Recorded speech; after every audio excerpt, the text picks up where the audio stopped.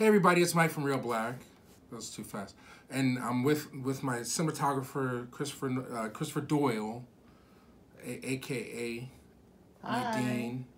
And I got a box in the mail, and I'm excited. It's the first time I've gotten real mail besides a bill in quite some time. And I know exactly what it is, but I don't know exactly what it is. It's a package from our friends at MVD Visual, which is an independent video label based in Oaks, Pennsylvania.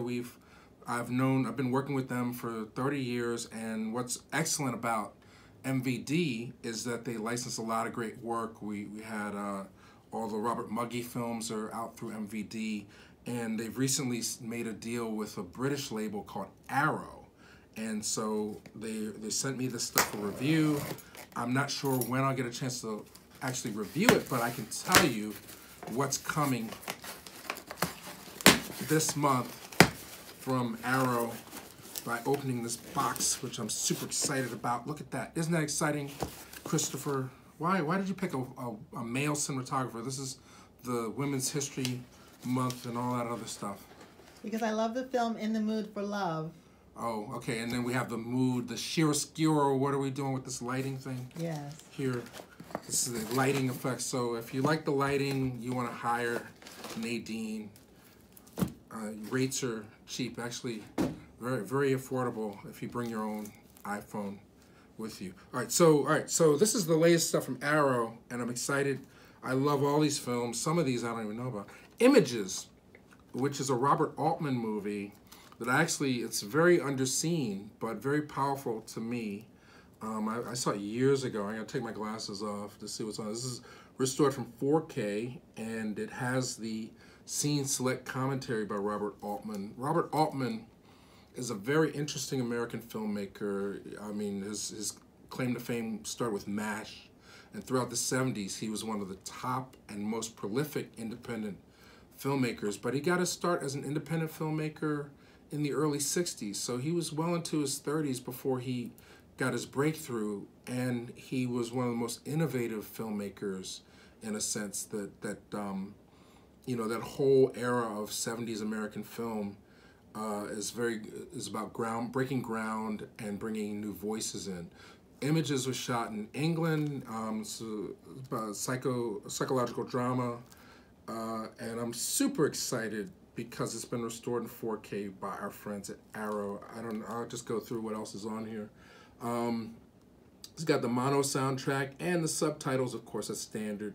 Audio commentary by Sam Diegman and Kat Ellinger, and an archival featurette with Robert Altman and cinematographer Vilmos Zsigmond, who's another important name from that time period, and reversible sleeve art.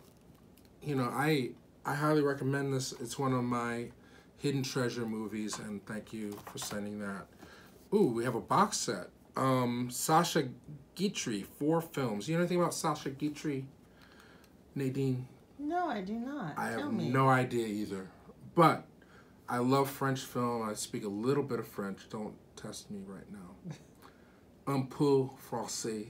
Je parle un petit peu français. Où est la bibliothèque? Where's the library, dude?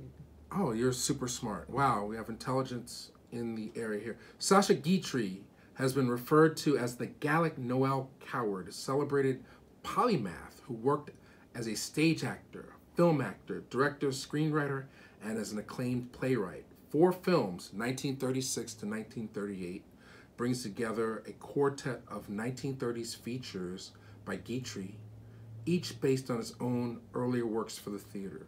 So, you know, for an archival thing,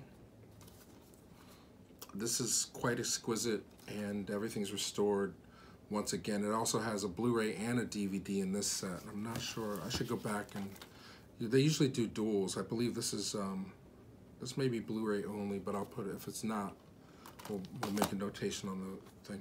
Wow, okay, here we go. I'll save this for last. The Apartment, Billy Wilder, one of my favorite films of all time. But the Donnie Darko, it was released as a limited edition about almost a year ago. Arrow put out in a limited edition, and now this is a brand new, unnumbered special edition that has the director's cut and the theatrical cut, and I believe the third thing in here is a book. So a lot of people that love Donnie Darko. It's one of, if you talk about Robert Altman bringing a certain kind of energy to American film in the 70s, what's interesting about Donnie Darko, it changed a lot of people's perception of what independent film could be. It's Jake Gyllenhaal, one of his early films, and it's essentially, I think Richard Kelly's only made 2 films to date, but this is the legendary groundbreaking Is thing. Drew Barrymore in it? I believe so, yeah. I've not seen this, quite frankly. I don't have. You got Patrick Swayze, Noah O'Reilly, Catherine Ross, Drew Barrymore, yes, Mary McConnell, and Jenna Malone. Did you see it? It's produced by Drew Barrymore's company, Flower Films. Yes. Big fan, or? I like it. Out now.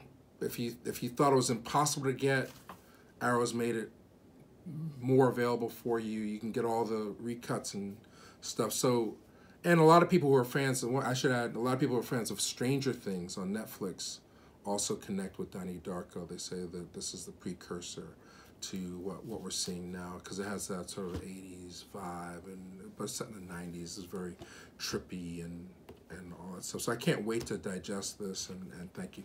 But this is the one, if I were to, all these I would recommend, but this is the one I genuinely recommend, The Apartment. And I'll speak maybe 3 minutes on The Apartment because, truth be told, before I got into Spike Lee, before I got into Robert Townsend as a young film student, the other writer-directors, the groundbreaking people in Hollywood were my favorites. And Billy Wilder is possibly up there with Preston Sturges, my favorite of the old school filmmakers. And I'll probably put Billy Wilder slightly ahead of Preston Sturges, because he had a longer career. Sturges, basically his career ended when screwball comedy became out of fashion. But he and Billy Wilder, they were some of the first writers that got opportunities to direct films in Hollywood and have their name above the title. And Billy Wilder responsible for things like Stalag 17 and 1, 2, 3, and then more importantly, he won Oscars for Lost Weekend, and his whole filmography rivals that of Alfred Hitchcock. He's just as prolific. And The Apartment is the first movie I believe he did in the 60s. It's got Jack Lemmon and Shirley MacLaine. I like this artwork, but the original poster artwork with a young Shirley MacLaine and Jack Lemmon is equally cool. And it has a book in here as well that's been restored, and I think that's magnificent. One of the best movies of all time that Hollywood's ever made. It's a romantic comedy with a little dark side to it, a little bit adult, and always what I like about Billy Wilder is his love, his belief in love, but also his overlying cynicism as somebody who survived World War II, Austrian filmmaker, saw a lot of his friends killed, had to leave occupied countries to come to America, and basically taught himself English and brought, basically advancing the style of his mentor Ernst Lubitsch and creating a whole new style of American comedy. So I think virtually every film that Billy Wilder's name is attached to is a masterpiece, aside from Buddy Buddy. And but if I were to recommend anybody experience his work, I would say this, for me, is the movie to start with. Spike Lee would disagree. He would say, Ace in the Hole or something. But I think if you just want a good time in a movie, if you just want to trust me on this, this is the one worth buying sight unseen. If you can get it at a good price.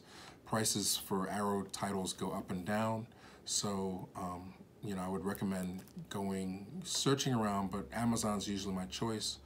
And thank you once again. I hope, for those who want some information, this is nothing African-American, so to speak, but also some quality films. And I guess we need to make a little correction on that. Arrow also has the rights to the Pam Grier movies, but only in the UK. So they've done issues of Coffee and a lot of Pam Grier movies that Jack Hill did. But and Arrow has some Jack Hill movies, Spider Baby and Pit Stop, available in the U.S. through MVD. But however, the Pam Grier films that Jack Hill did, Coffee and Foxy Brown, are available through Arrow in their reissues, but only in the UK. So that's the video, and you know, I hope that was helpful to people. But the apartment, I'm so happy. Thank you.